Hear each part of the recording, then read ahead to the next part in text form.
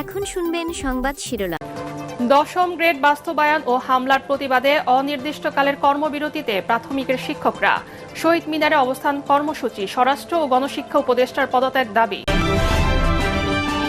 নেতাকর্মীদের প্রতি দরদ নেই বলে শেখ হাসিনা পালিয়েছেন, অথচ অবর্ণনীয় নির্যাতনের মুখেও দেশ ছাড়েননি খালেদা জিয়া। ঠাকুরগাঁয় মির্জা ফখরুল। ফেব্রুয়ারির প্রথমার্ধে নির্বাচন বিলম্বিত করার কোনো ইচ্ছা সরকারের নেই, মন্তব্য আইন উপদেষ্টার। উৎসব মুখর পরিবেশে ভোট আয়োজনের আশাবাদ। নির্বাচনের আগে ছাড় হচ্ছে না আন্তর্জাতিক মুদ্রা তহবিলের ষষ্ঠ কিস্তি, জানালেন অর্থ উপদেষ্টা। বিএনপির সাথে IMF প্রতিনিধি দলের বৈঠক। দুর্ধর্ষ সন্ত্রাসী কাকন বাহিনীকে ধরতে পদ্মার চরে পুলিশের অপারেশন ফার্স্ট লাইট। দেশি বিদেশি অস্ত্র মাদকসহ 21 জন আটক। আসসালামু আলাইকুম। এতক্ষণ দেখছিলেন সংবাদ শিরোনাম, এখন দেখবেন বিস্তারিত। প্রাথমিক ও গণশিক্ষা উপদেষ্টা এবং স্বরাষ্ট্র উপদেষ্টার পদত্যাগ দাবি করেছেন আন্দোলনরত সরকারি প্রাথমিক বিদ্যালয়ের সহকারী শিক্ষকরা। কেন্দ্রীয় শহীদ মিনারে অবস্থান নিয়ে দুই উপদেষ্টার পদত্যাগ দাবি করেন আন্দোলনের প্রধান সমন্বয়কারী মাহবুবুর রহমান চঞ্চল। জানান, দশম গ্রেড সহ 3 দফা দাবি আদায় না করে তারা ঘরে ফিরবেন না। এর আগে শাহবাগে পুলিশি হামলার প্রতিবাদে অনির্দিষ্টকালের কর্মবিরতি শুরু করেন দেশের সব সরকারি প্রাথমিক বিদ্যালয়ের সহকারী শিক্ষকরা। এতে বন্ধ হয়ে গেছে সারা দেশের প্রায় 65,000-এর বেশি বিদ্যালয়ের পাঠদান কার্যক্রম। এর অংশ হিসেবে রাজধানীর কেন্দ্রীয় শহীদ মিনারে অবস্থান কর্মসূচি পালন করছেন তারা। প্রাথমিক সহকারী শিক্ষক সংগঠন ঐক্য পরিষদের আহ্বায়ক ও প্রাথমিক বিদ্যালয় সহকারী শিক্ষক সমিতির কেন্দ্রীয় সভাপতি শামসুদ্দিন মাসুদ বলেন, শিক্ষকদের উপর পুলিশি হামলার প্রতিবাদ ও 3 দফা দাবি বাস্তবায়নে দেশের সব প্রাথমিক বিদ্যালয়ে এই কর্মবিরতি চলবে। 5 জনকে গ্রেপ্তার করা হয়েছে তাদের নিঃশর্ত মুক্তির দাবিতে এবং 3 দফা দাবি বাস্তবায়নে আমাদের কর্মসূচি আজ থেকে সারা বাংলাদেশের সকল প্রাথমিক বিদ্যালয়ে অনির্দিষ্টকালের জন্য পূর্ণ দিবস কর্মবিরতি চলবে। এদিকে সারা দেশে অনির্দিষ্টকালের কর্মবিরতি পালন করছেন প্রাথমিক বিদ্যালয়ের শিক্ষকরা। বরিশালে কর্মবিরতির কারণে ক্লাস বন্ধ থাকায় ব্যাহত হচ্ছে শিক্ষার্থীদের লেখাপড়া। সকাল থেকে শিক্ষার্থীদের স্কুলে এসে ফিরে যেতে দেখা গেছে। মেহেরপুরে সকাল থেকে এই কর্মবিরতি শুরু করেন শিক্ষকরা। শিক্ষার্থীরা বিদ্যালয়ে এলেও শিক্ষকরা ক্লাস বন্ধ রেখেছেন। ঝালকাঠিতে শিক্ষকদের কর্মবিরতিতে বন্ধ রয়েছে জেলার 564টি প্রাথমিক বিদ্যালয়ে পাঠদান কর্মসূচি। সকাল থেকে বিদ্যালয় বন্ধ রেখে তারা উপজেলা পরিষদের অডিটোরিয়ামে অবস্থান নেন। শিক্ষকরা জানিয়েছেন, তাদের দাবি আদায় না হওয়া পর্যন্ত আন্দোলন চালিয়ে যাবেন তারা। আমাদের 3টে দাবি আছে সরকারের কাছে, এজন্য আজ থেকে আমরা কর্মবিরতি শুরু করছি। দুর্ভাগ্যজনকভাবে সরকার সেটাকে প্রতিহত করার জন্য পুলিশি নির্যাতন চালায়। ওখানে আমাদের অনেক শিক্ষক আহত এবং 5 জনকে গ্রেপ্তার করা হয়েছে। উপদেষ্টা মহোদয়কে আহ্বান জানাবো, অবিলম্বে এর সমাধান করে আমাদের সকল শিক্ষককে ক্লাসরুমে ফেরার সুযোগ করে দেন। নেতা কর্মীদের প্রতি দরদ নেই বলে শেখ হাসিনা পালিয়ে গেছেন, অথচ অবর্ণনীয় নির্যাতন নিপীড়নের পরও বেগম খালেদা জিয়া দেশ ছেড়ে যাননি বলে মন্তব্য করেছেন বিএনপি মহাসচিব মির্জা ফখরুল ইসলাম আলমগীর। ঠাকুরগাঁয় স্থানীয় ভোটারদের সাথে মতবিনিময় সভায় তিনি এসব কথা বলেন। জাতীয় নির্বাচনের আগে গণভোটের কোনো সুযোগ নেই উল্লেখ করে মির্জা ফখরুল জানান, সংস্কার প্রশ্নে বিএনপি রাজি, কিন্তু সেসব সংস্কারে বিএনপি রাজি নয়, তা সংসদে গিয়ে আলোচনার মাধ্যমে পাশ হবে। বলেন, দেশের গণতন্ত্র পুনরুদ্ধারে আসন্ন জাতীয় সংসদ নির্বাচন অত্যন্ত জরুরি।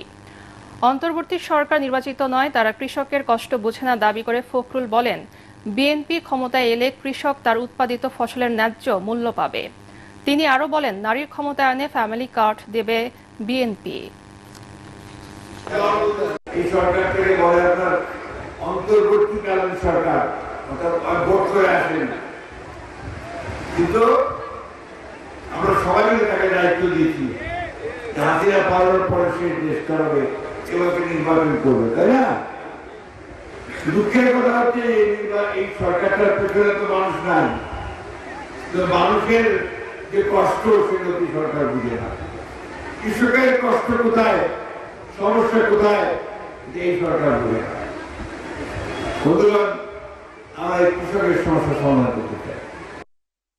জাতীয় সংসদ নির্বাচন নিয়ে শঙ্কার কোনো কারণ নেই বলে জানিয়েছেন আইন উপদেষ্টা আসিফ নজরুল।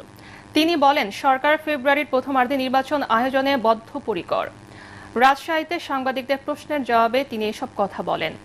আসিফ নজরুল বলেন, 16-17 বছর নির্বাচন না হওয়ায় মানুষের মধ্যে কিছুটা শঙ্কা আছে, তবে এবার উৎসব মুখর পরিবেশে ভোট হবে। রাজশাহীতে চিফ জুডিশিয়াল ম্যাজিস্ট্রেট আদালত ভবনের লিগ্যাল এইড অফিসে বিচারকদের সাথে মতবিনিময় করেন আইন উপদেষ্টা ডক্টর আসিফ নজরুল।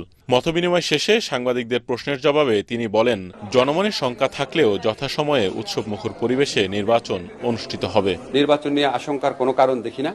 আমি মনে করি রাজনৈতিক দলগুলো একে অপরের উপর চাপ সৃষ্টি করার জন্য বা আমাদের উপর চাপ সৃষ্টি করার জন্য কিছু কিছু কথা বলেন, আবার কিছু কিছু কথা হয়তো জেনুইনলি বলেন। সবকিছু শুনে হয়তো মনে হয় যে নির্বাচন নিয়ে একটা অনিশ্চয়তা বা আশঙ্কা রয়েছে। আমি আপনাদেরকে দৃঢ় কণ্ঠে বলতে চাই, আমরা সরকারের পক্ষ থেকে ফেব্রুয়ারির প্রথমার্ধে জাতীয় সংসদ নির্বাচন আয়োজন করার ব্যাপারে বদ্ধপরিকর। গ্রেফতার হওয়া আওয়ামী লীগ ও নিষিদ্ধ ছাত্রলীগের বিপুল সংখ্যক নেতাকর্মীদের জামিনের বিষয়েও কথা বলেন আইন উপদেষ্টা।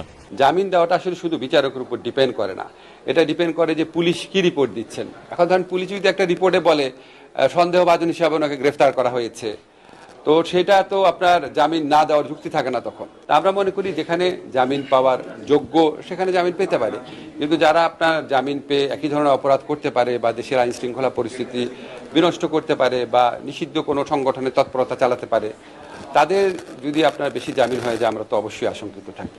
লিগ্যাল এইডের সংস্কার এবং মামলার জট কমাতে বিচারকদের সংখ্যা বাড়ানো হয়েছে বলেও জানান আইন উপদেষ্টা আসিফ নজরুল। আইনগত সহায়তা নেওয়া বাধ্যতামূলক করেছি অনেক ক্ষেত্রে, একজন বিচারকের জায়গায় 3 জন বিচারক দিচ্ছি যাতে আদালতে মামলার চাপ কমে। নির্বাচনের আগেই IMF এর ষষ্ঠ কিস্তি ছাড় হচ্ছে না বলে জানিয়েছেন অর্থ উপদেষ্টা ডক্টর সালেউদ্দিন আহমেদ।